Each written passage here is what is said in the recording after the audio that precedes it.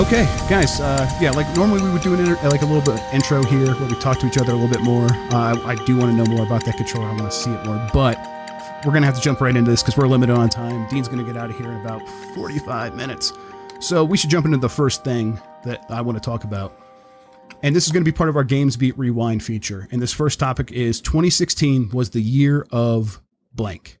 Now, I want to fill in that blank. And I think that we're going to have to come up with a few here, maybe come up with a list of stuff, and then just pick one to decide what 2016 was the year of in terms of gaming. So do you guys have anything you want to start with here? Because if not, I've got a couple that I'm ready to suggest.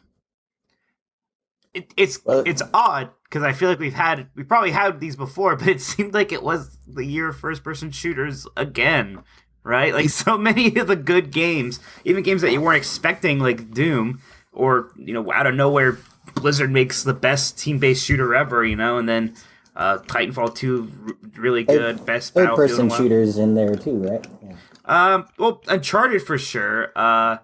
Then what else besides that? I mean, Gears of War 4 was Gears of War. Solid Gears of War. I guess you could just say shooters. And I mean, yeah, it's weird because like none of them are necessarily, except for maybe Doom, you could argue, are breaking a lot of new ground, but just a lot of really good shooters this year. They're just well, like even like games that are not really shooters primarily are just sort of having just adding the shooting element or keeping the shooting element. Watch Dogs 2 has shooting and Deus Ex Mankind Divided as well is more of a shooter than it ever was. But just the pure shooters, man, were just pretty good this year. And like I kind of am usually of this mind, like I'm just tired of like a game that's just a pure shooter. Like I need more to that. And this year I was kind of proven wrong on that. A lot of the most fun games were just pretty simple. Like, hey, go shoot stuff. And is this part of a bigger trend though? Maybe of the sort of like gelling of a bunch of different genres into like one mega genre where, Doom was definitely just a shooter, but well, maybe Doom's a bad example, but like Titanfall, it feels like you could do anything. You're in mechs, you're running around, it's telling a story, it's doing all this other stuff. And it just feels like it's pulling elements from other game series and putting them into the shooter genre as like its main primary way of defining the game. But then it's plenty of other elements in there that still feel like, because I compared that game to like Super Mario Galaxy. Like the way it's designed is like it feels like one level after another. Yeah, it feels like a really good platformer at the same time. It's sort of like some of these games are almost more like a combination of everything, right? Like open worlds, RPGs. Deus Ex is a combination of that. It's both a stealth game and a shooter offensive game as well. See, I kind of almost have, like, maybe there is a bit of that going on, but I almost have this opposite feeling where the games I really liked were maybe a little bit more laser focused. I know what you're saying with Titanfall, but I would still say that's a pretty pure first person shooter experience, and a lot of ways it's done very well. In the end, I would agree with you. I was just wondering if maybe that was happening, but I think no, you're right. No. This still feels like more a shooter thing than a combination of genres thing. Right. In fact, I'm kind of glad that maybe not a whole lot, but it seems like there weren't quite as many open world like catch-all games this year. Like, at least none that like stood out in the way these shooters are standing out. No, it's not like we didn't have, like the one years like you have like Mad Max and the Assassin's Creed and the Batman, and they're all kind of doing a similar thing. And we definitely still had plenty like those open world games. Some of them were pretty good, but some of them kind of came and didn't make as big a splash as maybe people thought they would, like a Mafia 3, for instance, right? Like where some people liked it and talked about it a bit, but not a huge sales or critical success. Mm-hmm. Even Watch Dogs 2 kind of seems like it kind of came and went for a lot of people. Right. And that's... Mafia 3 had this sort of excellent narrative and story to go with it. But the open world maybe was too ambitious, and there seemed like so many things that were unfinished in the gameplay and the open world part of the game, and so it seems like the developers who sort of bit off exactly what they could deliver were in much better positions. So like Overwatch or Titanfall 2, I mean they're very focused games that don't try to do any kind of open world. And Overwatch doesn't even try a single player. Right, and it's like what it does is just like that, team-based gaming thing. It does so well, and it's just like polished ridiculously towards that one goal, and these characters and the animation and the scenery and the music. And it's like, oh wow, the production value is just through the roof. And it's an experience they probably couldn't have delivered if they tried to make like a, more ambitious project than that. And I don't know if ambitious is the word, because Overwatch is plenty ambitious in its own way. So we have shooters. Let's see some other topics. I thought maybe this might be the year of the mid-cycle console revision. We got PlayStation 4 Pro. Microsoft announced Scorpio. Nintendo is coming out with a Switch that I think they are very much going to embrace mid-cycle revisions, where they slowly update the innards in the way that like a phone does. They haven't confirmed that, but I feel like that seems pretty likely. Would you guys agree with that? Is it too early for that to be the trend this year? I mean, it's definitely something that is happening. We don't know really too well yet how much people are taking. It's kind of like with VR too. I know this kind of thing. It's like it's a thing that happened in 2016. It's hard to tell if it's a thing that is like a trend, like at the start of something in any meaningful way. I wouldn't know if I would say, and this is going to be like our test. I wouldn't say that 2016 was the year of the mid-cycle console revision. It definitely happened, like you said, but it's not a defining aspect of the year in gaming in 2016. I think the console cycle sort of stays unchanged, but the tactic of using a mid-cycle change is something that the companies are still trying to use against each other. Like, I felt like the Wii sort of won the last generation until Microsoft introduced Kinect. And Kinect wasn't really that functional, but it just sort of was a tactic that was better than the Wii experience, and it blunted whatever progress Nintendo was making. And it seemed like the Wii sales sort of slowed down, allowing both Xbox 360 and PlayStation 3 to start gaining ground on. Yeah. So Dean, make sure you stay in one spot with the microphone. Yeah. It seems like that's the same thing that's happening now with the PlayStation Pro and the PlayStation VR. They're trying to interrupt whatever progress the other guy is making. Yeah, it's definitely similar. I would say that Kinect leans more towards like peripherals as disruption, and like PlayStation VR would fit in that and stuff. But in terms of like just upgrading like the hardware, like last generation, it was, you would add a bunch of hardware storage space and you would give it a cool paint job, and this would be the new Xbox 360 for this holiday. Now this year, this generation around, it doesn't seem like that strategy is enough. People aren't going to buy a new system just because it has a bigger hard drive. They can go out and attach a new hard drive themselves if they really want that. So for Sony and Microsoft's strategy is this beef up in power. Now, I wouldn't say. I think it's too early for that to really be the defining characteristic for this year. I wouldn't, at least, especially not over shooters. I think shooters are still they're so everywhere. They are so ever present that it's hard to like even recognize that it's a trend. We thought that maybe that these shooters were dying down a little, if anything. Right. And then this year's like, oh, no, not at all. And then there's the little thing that everybody seemed to steal from each other, the grappling hook, right? Maybe so this is the grappling hook. So this is definitely Just Cause 3, and then Uncharted 4, and Titanfall 2. I'll tell you what, Titanfall 2, I was surprised how quickly I unequipped that grappling hook. Same here, me too. That's almost the thing that makes me not want to give it to the grappling hook. It's because I was like, oh man, a grappling hook in Titanfall 2, that's all I'm ever going to use. I don't need anything else. And then like immediately I switched to the stem from like Titanfall 1, and I've been using that ever since. Like the knife. Also, didn't show up in the campaign, did it? Not that I can remember. Which is kind of strange. If it did, it was very brief, but that's how the whole game is, where they just like have brief moments of gameplay snippets.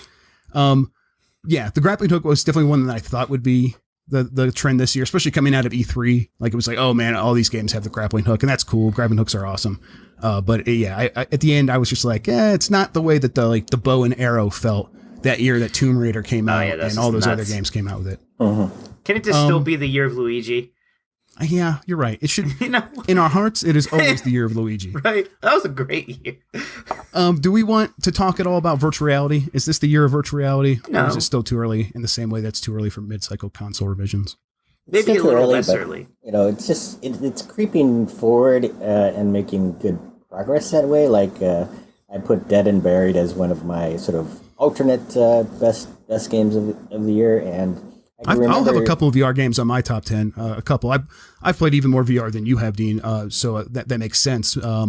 But yeah, even there, none are cracking the top 5. And when we do our collective GamesBeat Game of the Year discussion, I'm not going to push very hard for any VR game to be representative of our site as a top 10 game. Yeah. And then it reminds me though of the years like when I put one mobile game on my list, and that was a surprise. Right. Like I put Ridiculous Fishing on the list.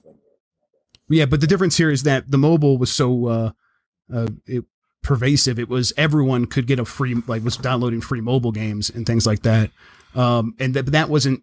So it was easier to call it like the year of mobile gaming because everyone was playing it. The difference here is there's a couple of good games, like there were a couple of good mobile games, but no one's playing it because it's way too expensive. It's out of reach of most people. And until it kind of breaks through that barrier, I think that I still wouldn't call 2016 the year of VR. Again, not over shooters at least. Yeah, not yet. So here's my big it's one. The year of Pokemon Go, though. I mean, is it, that was another one I want to bring up. Gaming and augmented reality. Maybe not but how about just Pokemon? Like, it felt really like a Pokemon year. I mean, Pokemon Go was definitely the most exciting thing that was happening for a while, right? It was definitely the most like, hey, this is in the news. It's a really big deal. Mm-hmm. And that translated a little bit to when Sun and Moon came out, but like once Sun and Moon came out, you didn't really hear people talking about Pokemon Sun and Moon. I just it's yeah, but they sold because they sold more than any other Pokemon. Yeah, they had a better start than other Pokemon. I think that's because of Pokemon Go. But again, I don't know if there's been a lot of carryover excitement about Sun and I don't know Moon. if that's how Pokemon. I don't know if that's how it would work though. I mean, it's not going to be a news story in the same way Pokemon Go is. But it's such a bigger, beefier game that people are just going to play it. And then they'll talk with their friends about it, or they have their forums, their text message groups, their Snapchats. I don't know what Snapchat is, but their Snapchats where they discuss Pokemon Go or Pokemon Sun and Moon with each other. Snapchat. I can send you some snaps, Jeff. Yeah, send me some snaps, Mike. Send me your snaps. Send me some snaps of my Mega Man theme park and I almost called Roller Tycoon Planet Coaster. It'd be great. Yeah. Oh, yeah. You should just live stream that. I would actually watch that. I don't know. I think it was very much a Pokemon year, but most years are Pokemon years. Pokemon is always that popular. It just had that breakout thing with Pokemon Go in the summer, right? And it was kind of attention. It was kind of insular, wasn't it? Maybe it affected Nintendo in a bit of a way, the way they got Mario Run out a little faster than maybe we thought. Yeah. But outside of that, it's not like it affected the industry. We didn't even really see Pokemon Go clones like maybe you thought we would, right? Yeah, I mean, there's definitely a couple, and more are coming. I'm sure more are coming very soon. But you're right. That would be more like an AR story, and I'm not going to make 2016 the year of AR just because of Pokemon Go. There's no way in hell. So that's like a different discussion entirely. It is interesting to me that I think Pokemon Go is probably going to make more money this year than something like Titanfall 2. Oh yeah. I mean, it's just the biggest mobile game. A reminder that when you go after 1 billion people, it's a possible audience. And but the thing is that pay off. Titanfall 2 was still more of a sure thing for the return on investment that EA got from that than Pokemon Go ever was. Clearly, there's a bigger chance to do really well with a smaller budget game on mobile, and this is a different topic again. But it's like there's like 3 or 4 or 5 games that are going to make $1 billion on mobile. And then there's a whole lot of other games that are going to make way less than that. It's a very top heavy industry. And that's not that much different from traditional gaming. But traditional game, you release a AAA game and you're going to get a return on that investment that it's going to be pretty sizable, more sizable than any mid-range mobile game. And now, when I think of like the value that creates, Supercell with 200 people was valued in a transaction at $10 billion. And Ubisoft with 10,000 people is valued in the stock market at $3.7 billion. It's like a crazy sort of mismatch. Yeah. And Yeah, and 2016 was a kind of a shift in that. But again, I just don't know if mobile is secure enough. Like in terms of if a new developer were to come into the space with a really great idea, if they could succeed, and that makes me want to hesitate about naming anything in mobile as like the top trend of the year. That figure that I just brought up, though, it causes me some worry about where the money is going to go. Like if you're making money, then more money goes in that direction.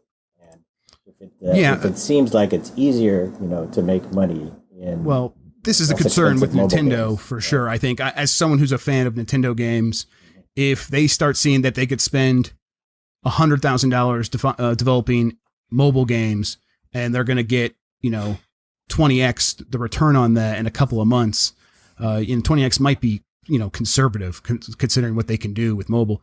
You're right, they might start shifting their development resources to mobile, but I think that's also a 2017 story, and it's like right now it's like a concern. So getting back to this topic right now, I think that the big one that I want to discuss, and then we'll kind of have to decide, is loot boxes. Because I think it kind of covers a lot of these different topics that we have been talking about, where almost every major game in 2016 has some form of loot box. It's the reason that games like Overwatch and a bunch of mobile games use loot boxes, why they make so much money. Even after like they charge $60 or $40 or whatever, and they were everywhere.